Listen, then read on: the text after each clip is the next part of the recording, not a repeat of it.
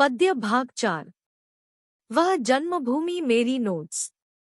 अवतरणों पर आधारित प्रश्न। 1। वह जन्मभूमि मेरी, वह मातृभूमि मेरी।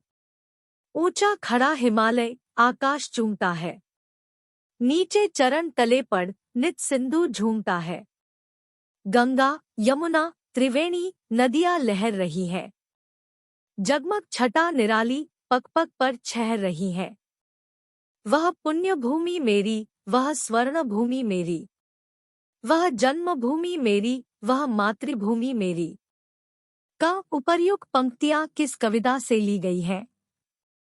उसके रचयिता कौन है? कवि ने भारत की उत्तर तथा दक्षिण दिशाओं की किस किस विशेषता का वर्णन किया है? उत्तर। उपर्युक्त पंक्तियां वह जन्मभूमि मेरी कविता से ली गई है और इसके रचयिता श्री सोहनलाल द्विवेदी है। भारत के उत्तर में स्थित हिमालय की ऊंचाई को देखकर ऐसा प्रतीत होता है कि मानो वह आकाश को छू रहा हो। हमारे देश के दक्षिण में स्थित हिंद महासागर को देखकर ऐसा लगता है मानो वह भारत के पैरों के नीचे निरंतर झूमता रहता है। कवि ने त्रिवेणी शब्द का प्रयोग किस लिए किया है? त्रिवेणी कहाँ है तथा वहाँ कौन कौन सींदियाँ आकर मिलती हैं? उत्तर। कवि ने त्रिवेणी शब्द का प्रयोग गंगा, यमुना और सरस्वती के संगम के लिए किया है।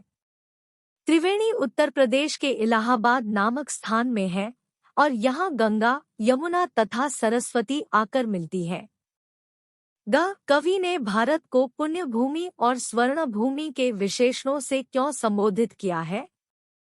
उत्तर। भारत के आकाश को छूने वाले हिमालय पर्वत, विशाल हिंद महासागर तथा गंगा, यमुना और सरस्वती जैसी पवित्र नदियों के सौंदर्य के कारण भारत को पुण्य भूमि कहा जाता है। भारत की मिट्टी अत्यंत उर्वरा है, यहाँ फसलें खूब होती है। यहाँ की धरती सोना उगलती है, इसलिए इसे स्वर्ण भूमि कहा जाता है। कवि हिमालय और सिंधु के संबंध में क्या कल्पना करता है? उत्तर। भारत के उत्तर में स्थित हिमालय की ऊंचाई को देखकर कवि कल्पना करता है कि मानो वह आकाश को छू रहा है।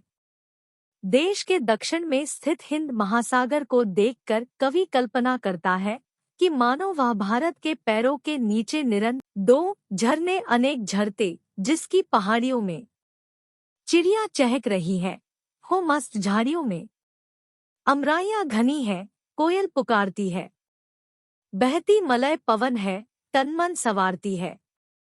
वह धर्मभूमि मेरी, वह कर्मभूमि मेरी। वह जन्मभूमि मेरी, वह मातृभूमि मेरी। उपर्युक्त पंक्तियों के आधार पर भारत भूमि के प्राकृतिक सौंदर्य का वर्णन कीजिए। उत्तर। भारत भूमि का प्राकृतिक सौंदर्य अद्भुत है। भारत भूमि की पहाड़ियों में अनेक झरने झरते हैं, यहाँ की झाड़ियों में चिड़िया चहक रही है। भारत की घाटियों में कोयलों की कूक सुनाई देती है तथा यहाँ बहने वाली मन सुगंधित पवन सभी के तनमन को संवारती है। भारत भूमि की पहाड़ियों, अमराइयों और पवन की क्या क्या विशेषताएं हैं?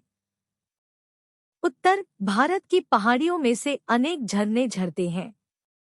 यहाँ के आम के बागों में बसंत ऋतु में जब आमों पर बौर आता है तो कोयल की कूक सुनाई पड़ती है। मलयाचल से आती हुई हवा शीतल, मंद तथा सुगंधित होती है। कवि ने भारत भूमि को धर्मभूमि और कर्मभूमि कहकर क्यों संबोधित किया है? उत्तर। भारत भूमि में धर्म का बोलबाला है, अर्थात यहाँ के लोग धर्म में आस्था रखते हैं, इसलिए इस भूमि को धर्मभूमि कहते हैं। यह धरती कर्मभूमि है क्योंकि यह कर्म करने की प्रेरणा देती है। उपर्युक्त पंक्तियों का प्रतिपाद्य लिखिए। उत्तर। भारत भूमि की प्राकृतिक विशेषताओं की ओर संकेत करता हुआ कवि कहता है कि यहाँ की पहाड़ियों से सुंदर झरने निकलते हैं। आमों के बागों में बौर आने पर कोयलें कूकती हैं। मलयाचल से बहने वाली हवा मंद, सुगंधित और शीतल होती है। यहाँ के निवासी धर्म में आस्था रखते हैं। यह भूमि धर्म करने की प्रेरणा देती है। यह हमारी जन्मभूमि और मातृभूमि है।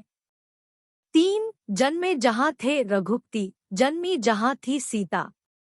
श्री कृष्ण ने सुनाई वंशी पुनीत गीता। गौतम ने जन्म लेकर जिसका सुयश बढ़ाया। जग को दया दिखाई, जग को दिया दिखाया। वह युद्ध भूमि मेरी, वह बुद्ध भूमि मेरी। वह जन्मभूमि मेरी, वह मातृभूमि मेरी। गीता का उपदेश किसने, किसे और कहाँ दिया था? इस उपदेश का क्या प्रभाव पड़ा? उत्तर, श्री कृष्ण ने कुरुक्षेत्र के युद्ध क्षेत्र में मोहग्रस्त अर्जुन को गीता का उपदेश देकर उसके मोह को दूर किया और उसे युद्ध की ओर प्रवृत्त किया। जग को दया दिखाई, जग को दिया दिखाया पंक्ति का आशय स्पष्ट करते हुए बताइए कि किसने जन्म लेकर भारत का सुयश किस प्रकार बढ़ाया। उत्तर, भारत की पवित्र भूमि पर ही गौतम बुद्ध का जन्म हुआ था, जिन्होंने अपने देश का सुयश दूर दूर तक फैलाया। गौतम बुद्ध ने अहिंसा का संदेश दिया, दया का मार्ग दिखाया और ज्ञान का दीपक दिखाकर सभी को सही मार्ग दिखाया, जो भारत में ही नहीं अन्य देशों में भी फैल गया। कवि ने भारत भूमि को युद्धभूमि और बुद्धभूमि कहकर संबोधित क्यों किया है? उत्तर, कवि ने भारत को बुद्ध के कारण दया व अहिंसा का पुजारी स्वीकार किया है और इसे बुद्ध भूमि कहा है। दूसरी ओर आत्मसम्मान व मातृभूमि की रक्षा के लिए तैयार रहने वाले रणबांकुरों की ओर संकेत करके इसे युद्धभूमि कहा है। उपर्युक्त पंक्तियों द्वारा कवि ने क्या संदेश दिया है? उत्तर, भारत भूमि इतनी पवित्र है कि यहाँ श्रीराम तथा सीता का जन्म हुआ। यहीं पर श्री कृष्ण ने बांसुरी बजाई और गीता का ज्ञान सुनाया।